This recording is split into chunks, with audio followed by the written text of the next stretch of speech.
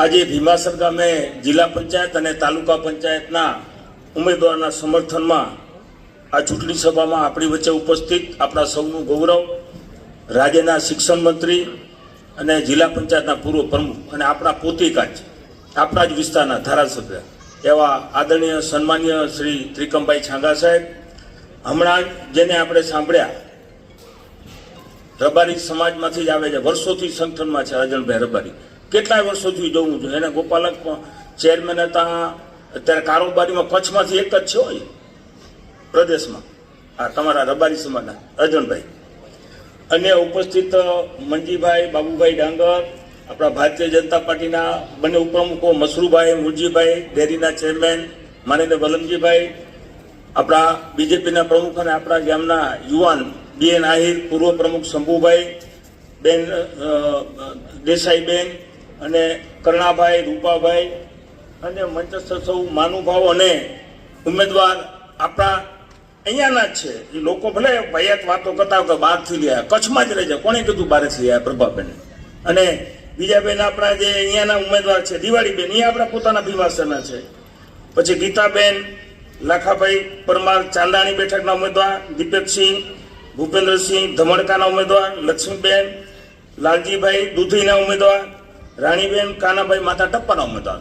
સર્વે ઉમેદવારશ્રીઓ મંચસ્થ પાછળ બધાના નામને લેતા પાર્ટીના સનિષ્ઠ આગેવાનો, આપ સૌ મોટી સંખ્યામાં ઉપસ્થિત વડીલો, માતાઓ, બહેનો, યુવાન મિત્રો અને પાર્ટીના સૌ આગેવાનો અને કાર્યકર્તાઓ, ખૂબ સરસ તમે મહેનત કરી છે ભીમાસરની ટીમે. અને ભાઈ શ્રી શંકર અને બેન દેવજીભાઈ, બધા ભીમાસરના જે યુવાનોએ આજે આ પ્રોગ્રામ બહુ સરસ મજાનો કરાવ્યો. મને લાગે છે આવો પ્રોગ્રામ કદાચ જિલ્લા તાલુકા પંચાયતની સભા આવી ભીમાસરમાં મેં નથી જોયું ક્યારે વર્ષો સુધી.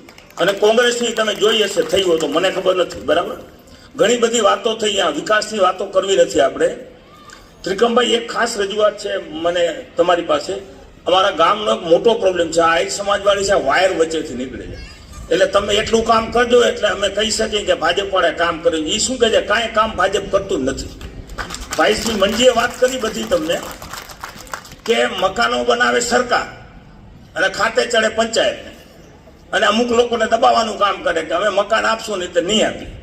એટલે હવે તમારે સમજવાનો વખત આવી ગયો છે. આ વખતે એક વાત નક્કી છે, ગયે વખતે આપણી ક્યાંક કચાસરી ગીતી આ શંભુભાઈ દેશમભાઈ જરૂર 178 વોટથી હાર્યા હતા ત્રિકમભાઈ, ખાલી સીટ.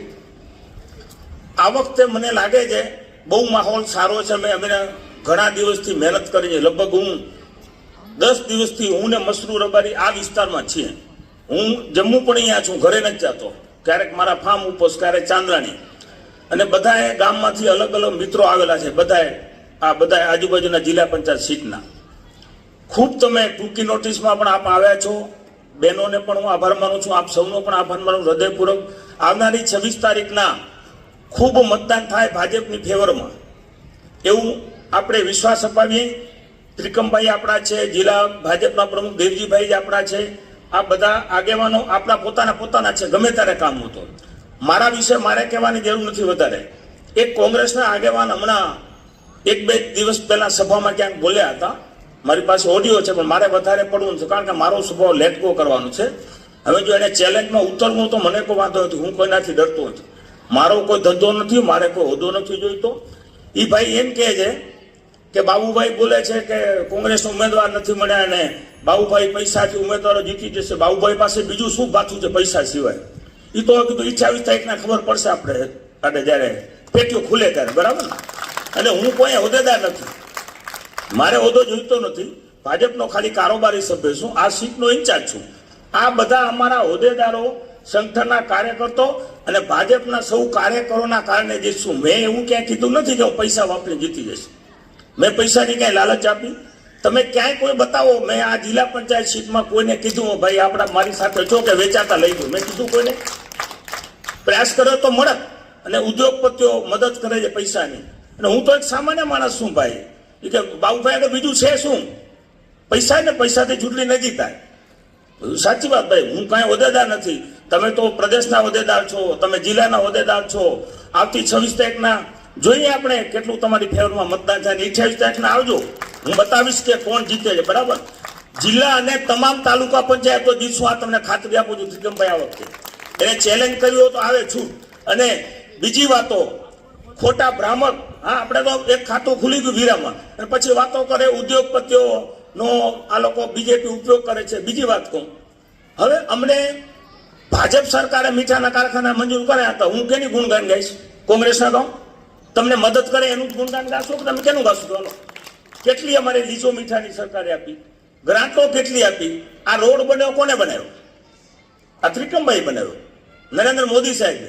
જે વિનોદભાઈ પહેલા કહી ગયા કે આપણા મુખ્યમંત્રી જ્યારે 2001માં માનનીય નરેન્દ્ર મોદી સાહેબ બન્યા ને ત્યારે કચ્છ આખું ખલાસ હતું, એમ હતું કચ્છમાંથી લોકો ભાગી જશે.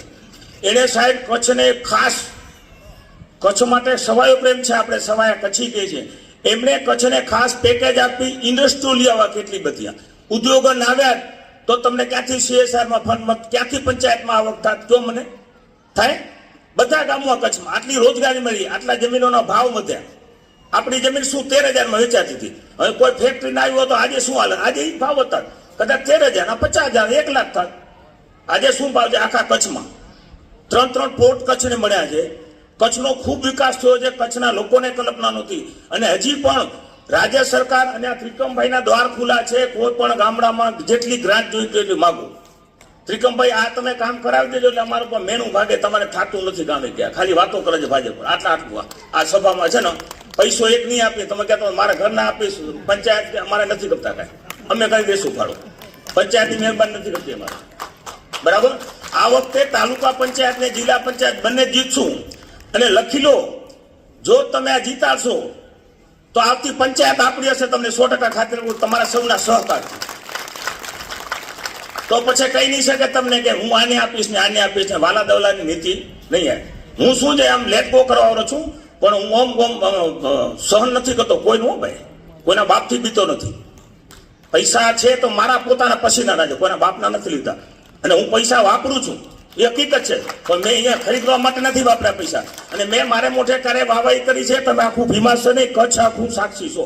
ક્યારે મેં કીધું છે કે હું દાતા છું, ભાંબા સાહેબ? આ લોકો કહે છે, હું નથી કરતું. હું એક સામાન્ય માણસ છું, તમારા ગામનો માણસ છું, એક વ્યક્તિ છું, કાર્યકર છું ખાલી બીજેપીનું. એના પ્રમાણે હું બીજેપીનું જ કામ કરીશ. ભાઈ તમારું શું કામ કરું? તમે કોંગ્રેસ કરો, અમે કઈ છે તમે ભાજપ વાળાને બોલાવો. ક્યારે કીધું કઈ પંચાયતનો પ્રોગ્રામમાં કે બીજેપીના કોઈને બોલાવો? એટલે આપણે સૌએ સમજવાની જરૂર છે. રબારી સમાજે તો હવે આ તક મળી છે. ત્રિકમભાઈએ કાલે ટપ્પરમાં આપણે કહ્યું હતું કે જો તમે આ વખતે હારી જશો તો બીજી વાર ભારતીય જનતા પાર્ટી જોખમ કરશે નહીં.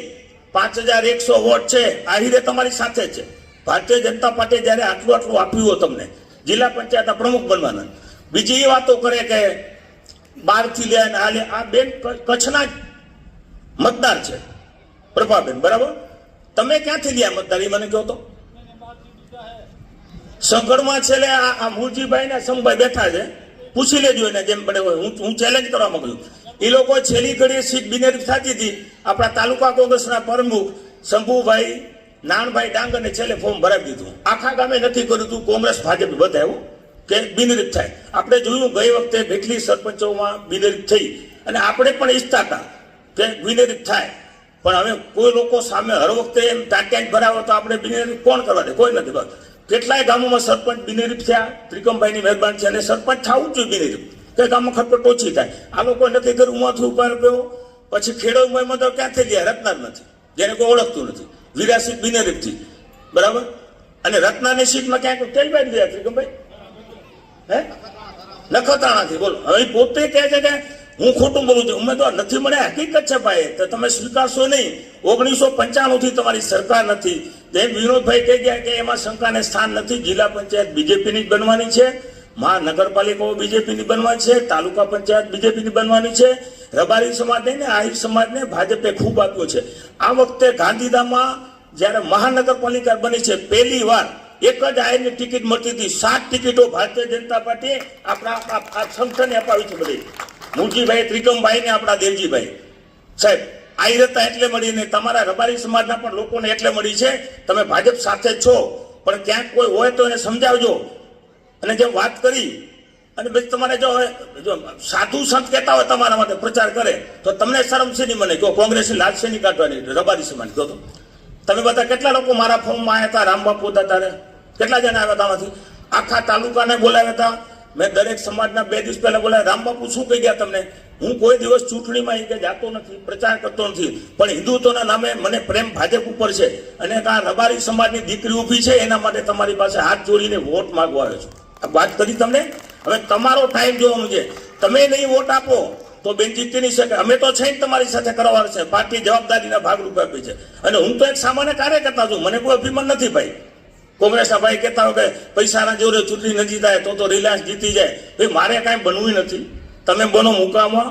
તમે હાર જીતના ટેવાયેલા છો. હું કોઈ ચૂંટણી લડ્યો એટલે અમારા પરિવારમાંથી સરપંચે નથી બનવું, જિલ્લા પંચાયતમાં નથી રમવું, વિધાનસભાએ નથી કરતી, કાંઈ નથી કરતું. પણ મારી મરજીથી હું હિન્દુત્વના નામે આ પાર્ટીમાં છું. બાકી ભારતીય જનતા પાર્ટી દરેક સમાજને સાથે રાખીને ચાલવા પડી છે. દલિત સમાજને ટિકિટ આપી છે, ભીલ સમાજને આપી છે, બરાબર, મુસ્લિમ સમાજને આપી છે, રબારી સમાજને આપી છે, મિસ્ત્રીને આપી, દરબારને આપી. આ દરબાર આપણા જો બધા આ ધમણકાશી ઉભા દીપકસિંહ બધાને સાથે રાખીને અપાવવાનો છે.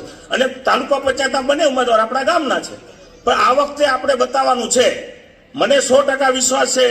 તમે જો બધાએ મહેનત કરશો, બહેનોને પણ વિનંતી કરું છું, તમારા જિલ્લા પંચાયતમાં જ્યાં જ્યાં મિત્રો હોય, બેનપણી હોય, એને કહેજો કે આ વખતે ભારતીય જનતા પાર્ટીને જીતાડવાની છે. બીજું, આખા પ્રદેશમાં ભાજપની લહેર છે. ઉમેદવારો મળ્યા નથી, હકીકત છે, ભલે સ્વીકારે નહીં, આપણે બધા સમજીએ છીએ.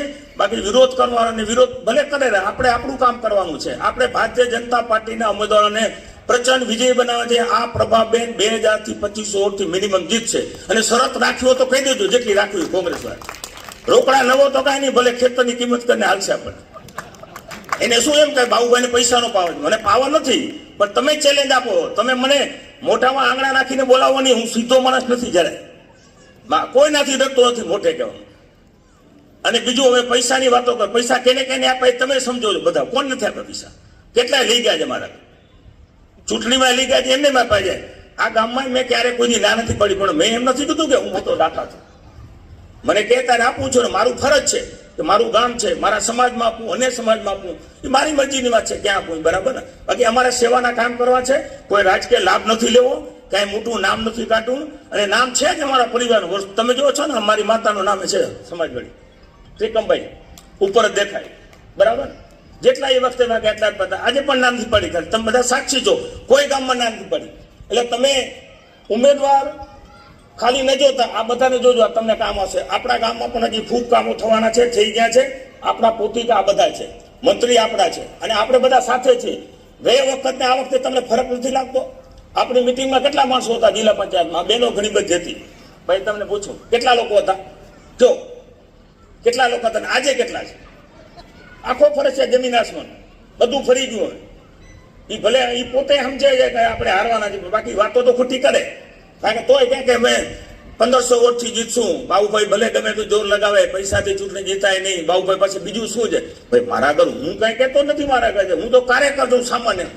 મારા આગળ કોઈ હોદ્દો જ નથી. ખાલી ભુજોડીનો પ્રમુખ છું, દીકરીઓને ભણાવું છું, બાકી માનવ સેવાના કામ કરું છું. મારે હોદ્દો જોઈતો નથી ભાઈ. વગર હોદ્દે બધું બરાબર છે. આપણે ઓળખે છે આખું ગુજરાત ને હિન્દુસ્તાન, બરાબર ને. તમે ઓળખો છો બધા. મારે કોઈ લેબલ નથી હોતું કોઈનું. અને કોઈની મને સર્ટિફિકેટની જરૂર નથી. બાબુભાઈ અંબલને બધા ઓળખે છે નામથી. આપ સૌએ શાંતિથી સાંભળ્યો પર આભાર. સાથે મળશું અને બધા જમીને જજો. વોટ બધા બીજેપીમાં પડે એટલી તમને વિનંતી છે. અમે કાલે ડોર ટુ ડોર ભીમાસરમાં આવવાનો છું, બધાના ઘરે. તમને બધાને પણ વિનંતી છે, હાજર રહેજો એટલે ખબર પડે એને. એ હમણાં જાય છે ક્યાંક ક્યાંક વાડીઓમાં મિટિંગ કરે છે, જાહેરમાં નથી થતી મિટિંગ.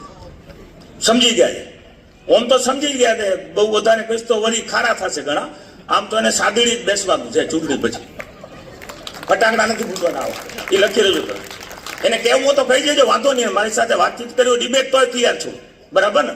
જે મેં પ્રવાસ કર્યો છે, મહેનત કરી છે અમે બધાએ, અને મારાથી નહીં, આ પાર્ટીના પાયાના કાર્યકરો ભાજપના જે વિકાસનું ભાથું લઈને રાત દિવસ ઉભા હોય છે ને, એના કારણે જીતવાના છે. હું નથી જીતાનારો ચૂંટણી. તમારા સૌના સાથ સહકારથી કોઈ એક વ્યક્તિ ન કરી શકે.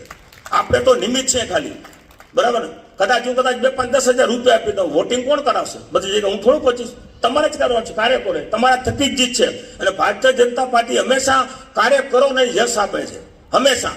અને કોઈ પણ માણસને ક્યારે બેસાડીથી નક્કી નહીં કહે. તમને પણ ધારાસભ્ય બનાવી દે. ગમે એને બનાવીને આ પ્રભાબેને ખબર હતી ને ટિકિટ આપશે જિલ્લા પંચાયત પ્રમુખ બનશે ખબર છે, અને બાકી તો વાતો કરશે. અને એને એક આપ્યું હતું તો એને રબારી કાઈ સમાજને આપ્યું હતું ને કોને ના પડતી ભાઈ? રબારી સમાજમાં એના ભેગા ઘણા છે, બરાબર ને? એસટીમાં આવે છે ઘણા રબારી, આ પ્રભાબેન એક નથી આવતા, આપ્યું હતું એને. પછી વાતો કરે છે ખોટી કે મસરૂભાઈ ક્યારે આવ્યા, પણ તમે ક્યાં દેખાવ છો એ તો કહો, પેલા તમારું તો કહો. હે વધારે નહીં કહેતા. આપ સૌને ખરીને હું પ્રાર્થના કરું છું કે બીજેપીનો વોટ આપજો વધારે, અમને બધાને યશ અપાવજો. ભીમાસર ગામ પણ એમ કહી શકે કે અમે પણ સૂર પુરાય તો આખા ગુજરાતમાં બીજેપીને ત્રિકમભાઈનું નામ સારું થાય, દેવજીભાઈનું થાય, રબારી સમાજનું આપણા બંનેનું કોમ્બિનેશન છે. આ એને રબારી તો બધે ભરેલા જ છે, સારા પ્રશા પાસે, જેમ અજળભાઈ કીધું, બરાબર ને? એટલે આપણે એક જ છીએ બધા, છતાંય ચિંતા કરવાની છે પાર્ટીની ચૂંટણીની. વોટ બધા થઈ જાય, બારે હો તો બારેથી લઈ આવજો, બાકી કઈ ચિંતા કરતા નહીં તમે, બરાબર? એટલામાં સમજી જજો બંધ ઉઠીમાં. ભારત માતા કી, ભારત માતા કી. આપ સૌનો ખૂબ ખૂબ આભાર. અને 28 તારીખના આવી જાજો, આપણે જીતવાના છે 100%. તમને